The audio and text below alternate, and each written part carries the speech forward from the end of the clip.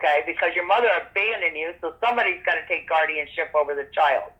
Now that tags all the way through your whole young life, and when you're 18, you're supposed to go make the claim and release that trust and release the guardian ad litem and the trustees and substitute the trustees, and the trust should be, accessed or closed. Right. But they don't tell us this. And there's usually a 7-year window between the ages of 18 and 25.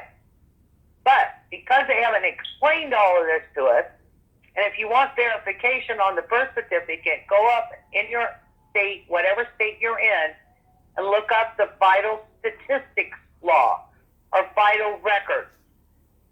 Okay? Okay. And you'll see that birth record, that vital statistic birth record, is actually a deed and a mortgage.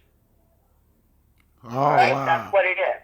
It's a piece of financial paper because it's a negotiable instrument, because it's a trust. And that's why it comes on special paper. That's why it has a state seal on it. And that's why it has all these numbers on it. And it's bonded. That's what the red number is. Or now they use a barcode to hide the red number. Right. But in the old days, if you saw the old birth certificate, you would see the bottom of them, or sometimes they put it on the back. Okay? Okay. So what we're doing is we're addressing that issue. So, in that all capital birth certificate, because it is an entity, and they're using it against us, so we take control. You cannot get out of this stuff. You don't want to get out of it. You'll never be able to function. So we take control of it. And we put it all into the estate.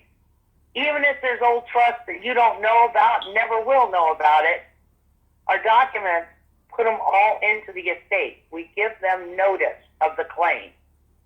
Okay? Right. So then you take control of your own estate, and you become the only authorized agent to handle the business of that estate.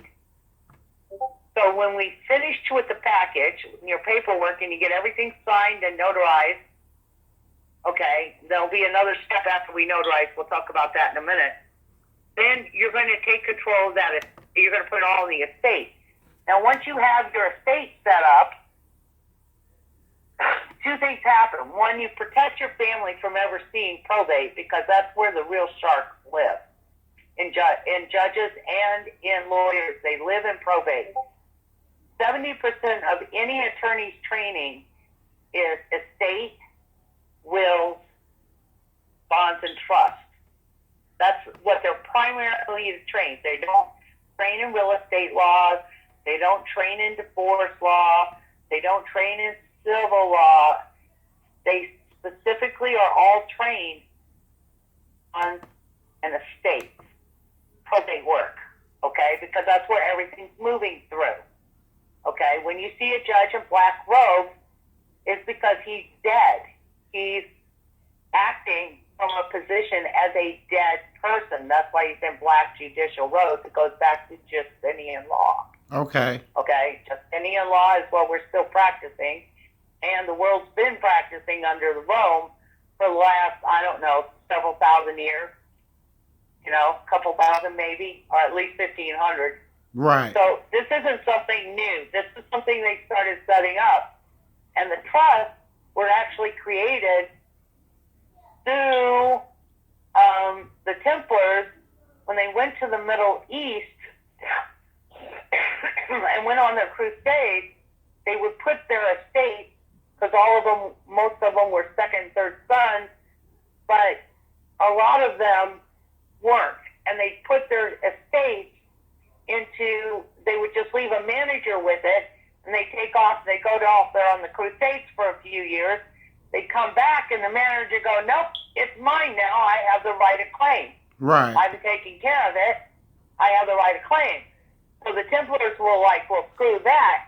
So while they were in the Middle East, they learned from I think it's the Shia